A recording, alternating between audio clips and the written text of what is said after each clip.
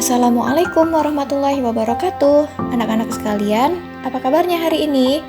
Semoga kita semua selalu dalam keadaan sehat ya, dan dilindungi oleh Allah Subhanahu wa Ta'ala. Amin ya Robbal Alamin. Oke, hari ini kita akan melanjutkan pembelajaran matematika tentang menyajikan data dalam bentuk diagram batang. Namun sebelum kita masuk ke pembelajaran, kita baca doa terlebih dahulu ya. Bismillahirrahmanirrahim. Rabbi zidni ilma warzuqni fahma. Rabbi shrah li sadri wa yassir li amri wahlul 'uqdatam min lisani yafqahu qawli. Kita review materi sebelumnya ya. Kemarin kita sudah belajar tentang yang pertama, pengertian data, yang kedua, cara mencari data, yang ketiga, cara mencatat atau menulis data, dan yang keempat, membuat tabel. Nah, hari ini yang akan kita pelajari yang pertama, cara membaca data, yang kedua, macam-macam diagram, yang ketiga, menyajikan data dalam bentuk diagram batang, dan yang keempat, latihan. Nah, apakah kamu tahu?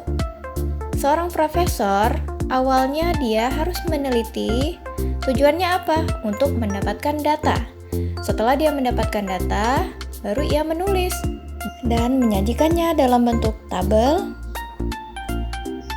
dan diagram batang. Ini contohnya ya.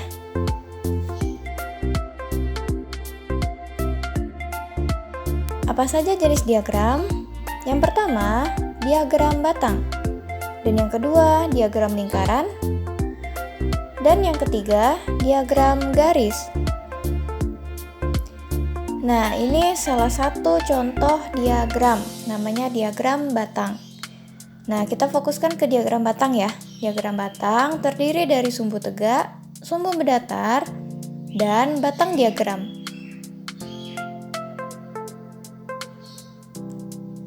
Ini adalah diagram jumlah pasien Rumah Sakit Mawar.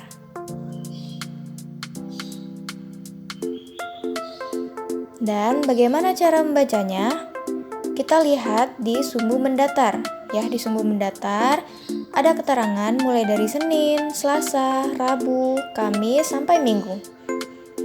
Dan di sumbu tegaknya ada angka mulai dari 10 sampai 90. Tinggal kita pasangkan.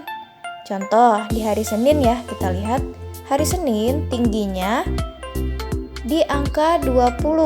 Ya, berarti hari Senin jumlah pengunjungnya ada 20. Adapun cara membuat diagram batang. Nah, yang pertama yang harus kita lihat data-datanya ya, data dalam bentuk tabel. Nah, di sini sudah ada hari mulai dari Senin sampai Minggu. Hari-harinya kita buat di bawah ya, di bagian sumbu mendatar. Dan di bagian atasnya untuk sumbu tegak mulai dari angka 10 sampai 100.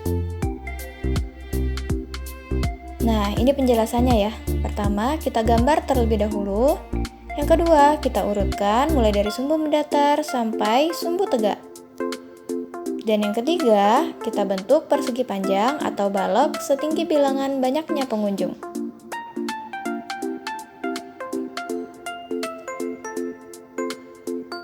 Oke, untuk tugasnya kita buat diagram batang di buku tugas ya. Di halaman 160 tentang cerita Pak Teguh. Dan yang kedua, cerita Pak Ogah. Buatlah tabel jumlah becak berdasarkan warnanya. Dan yang kedua, buatlah diagram sesuai dengan data berikut. Nah, untuk diagram batang ganda, kita akan pelajari materi ini di pertemuan selanjutnya ya. Semoga materi kali ini bermanfaat. Selamat belajar dan tetap semangat!